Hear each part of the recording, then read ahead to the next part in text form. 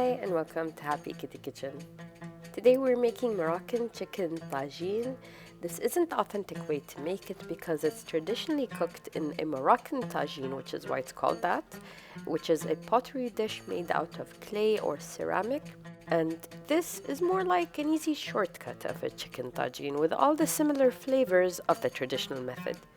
Detailed ingredients are at the end of the video for you to screen capture and save, and in the description box as well. The preserved lemons and saffron stock cubes you may have to buy online or will find only at a Moroccan specialty store. Luckily for me, here in the United Arab Emirates, it's really easy to find Moroccan ingredients, and many times at the deli section of the local supermarket or at an actual Moroccan mini mart. This recipe is made for cooking 2 whole chickens, so keep that in mind. If you are only cooking 1 chicken, you'll have to alter the ingredients and cut the amounts in half to suit your dish. Let's start by dissolving 3 of those tiny saffron stock cubes into a small glass by pouring boiling water on them, because we need the water to cool down by the time we want to add it to the chicken mixture. Then in a bowl with the 2 chicken in it, cut into 4 pieces, start by mixing in the spices. We have turmeric, paprika, black pepper powder, salt, and nutmeg. Then I'm adding in the finely chopped onions, chopped parsley and coriander, minced garlic, and minced ginger. Give them all a good mix. I chop the preserved lemons into smaller pieces and throw them in there.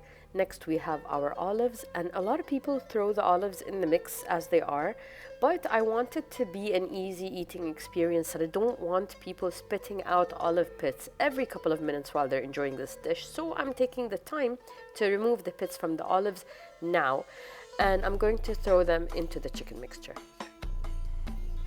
Finally, once the saffron water has cooled down, we are going to add it into the chicken mix and again mix everything up.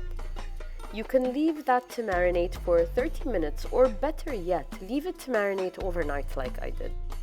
If you're wondering why I have 2 pots here, I just find it easier for me to cook into 2 separate pots. Also, in the red pot, I'm searing the exterior of the chicken first, but in the silver pot, I was asked not to sear the chicken, and that's the reason why I'm using 2 pots. You'll see in the red pot, I put the chicken pieces directly on the bottom with as little liquids from the mixture as possible so that I can get that nice brown searing on the pieces. And I'll just leave them like that undisturbed until the golden color develops.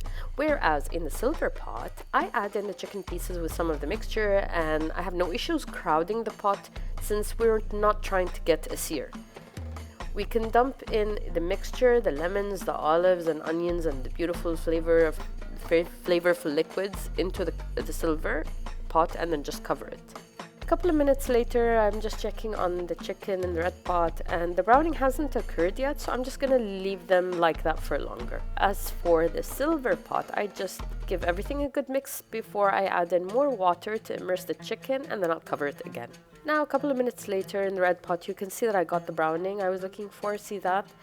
And now I can flip over the chicken and add in the rest of the mixture we marinated the chicken in. To both of the pots, I'm adding in carrots and potatoes. Of course, I'm also going to top up the red pot with some hot water so that the carrots and potatoes are immersed and they can cook through.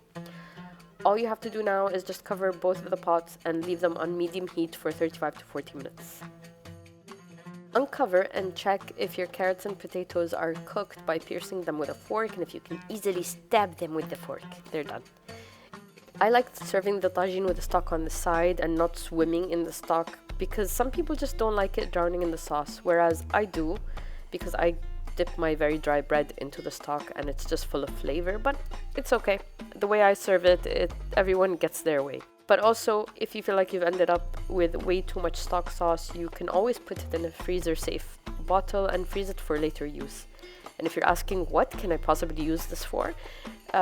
What I do is that I put it into soups because it's already packed with flavor and delicious. You can also make quinoa in it, you can also make rice in it, you can also make couscous in it, bulgur wheat, just any grain that absorbs flavors, you can cook it in. Anyway, if you've made it this far into the video, thank you for watching, and I hope you try this recipe out and let me know what you think. And as usual, have a great day from Happy Kitty Kitchen. Bye!